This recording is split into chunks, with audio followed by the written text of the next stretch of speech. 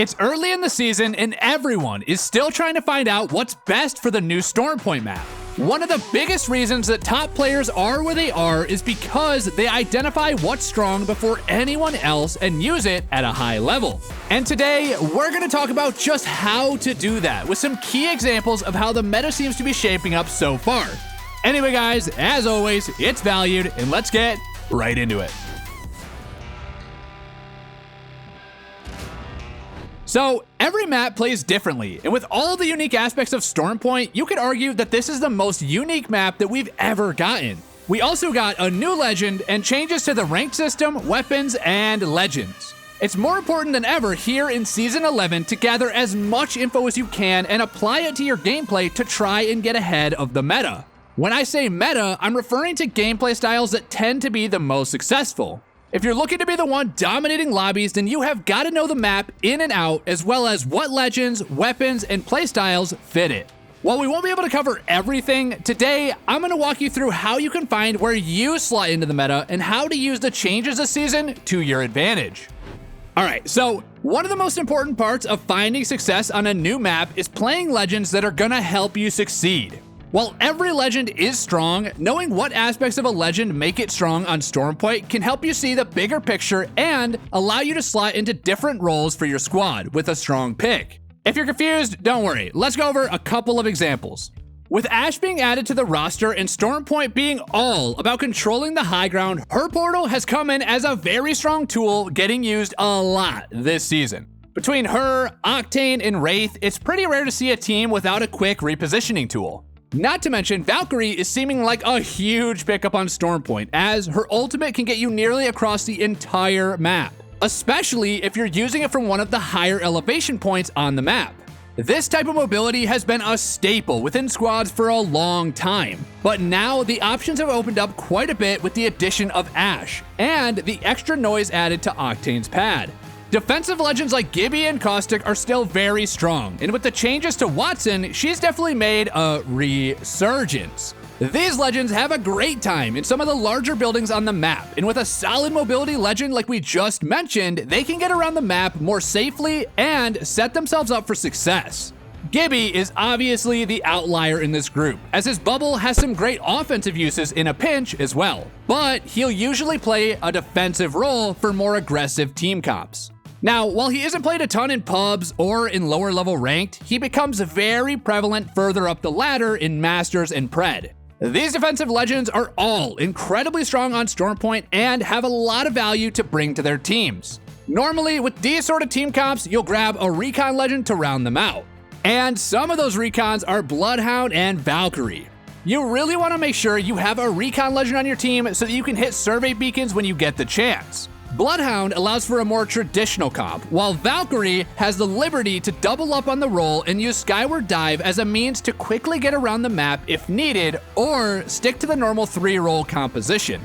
Personally, I like to pair Valk up with a quick mobility character like Ashe and then take a Gibby. This comp allows us to make long rotations with Valk's ult and use Ashe ult for their shorter, more tactical maneuvers. Combine this with a Gibby bubble and you have a super mobile team that can get really aggressive while playing safe.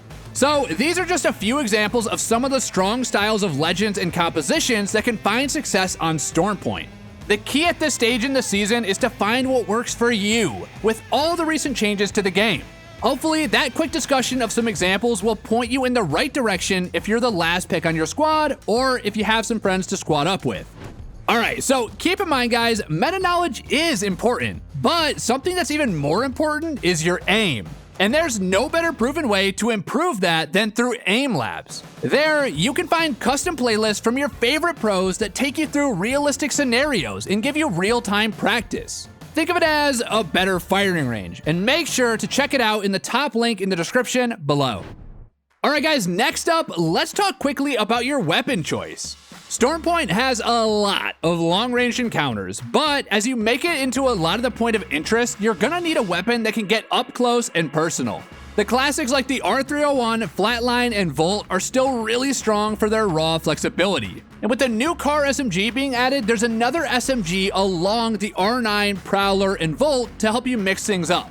This weapon's ability to take 2 ammo types and mags makes it much easier to kit out, and it feels like a solid flex weapon to take for some close mid-range fights.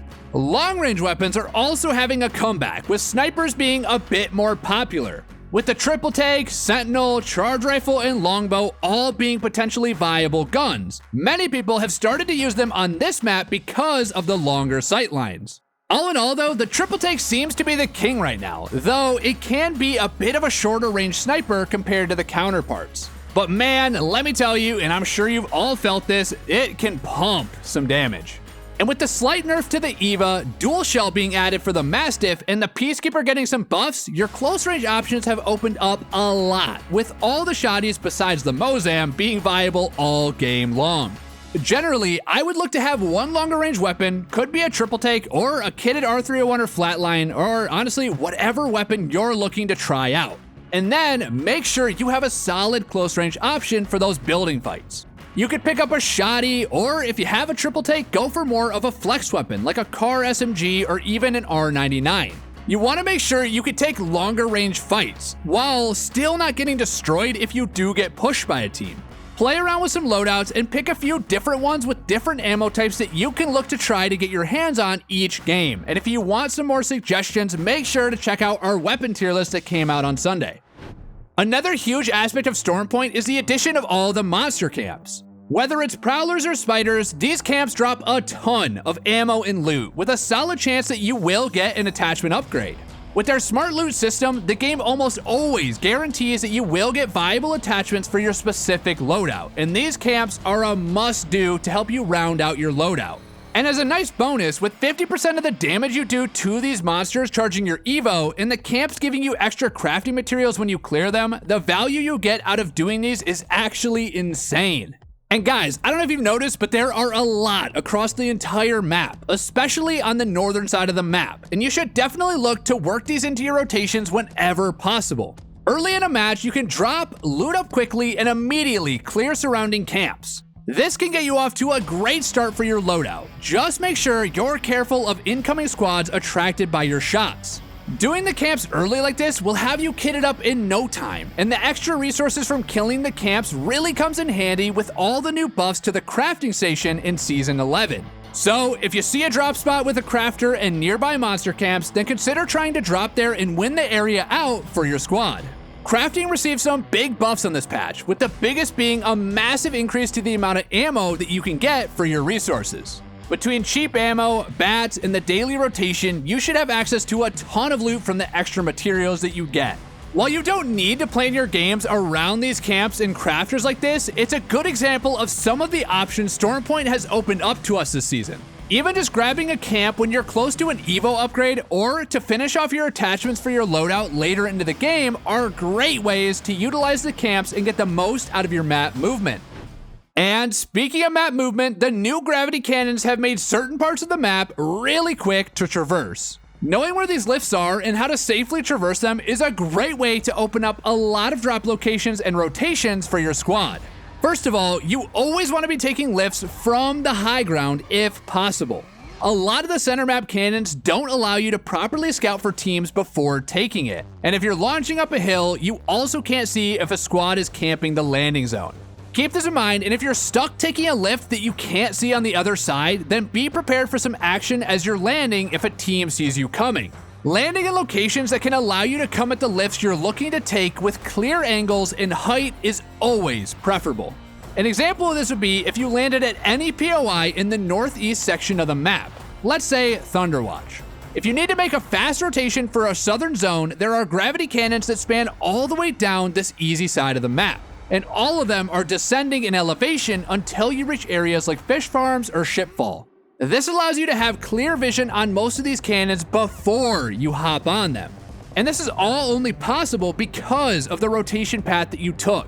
So guys, keep this in mind because this type of mindset is important when trying to learn new areas of the map and how best to operate post-drop from a variety of locations. And that's gonna do it for today's video. Remember, I'm not here trying to cover the whole meta in one video because it's still developing every single day, and everybody is trying to figure out what's the best thing to do on Stormpoint. So the best way to use this video is as a guide to finding the meta. And if you apply a few of the things that we talked about today as examples of how Season 11's meta is progressing, I know you'll find your way to success in no time. Anyway guys, as always, it's been valued, and I'll see you guys in the next one. Peace.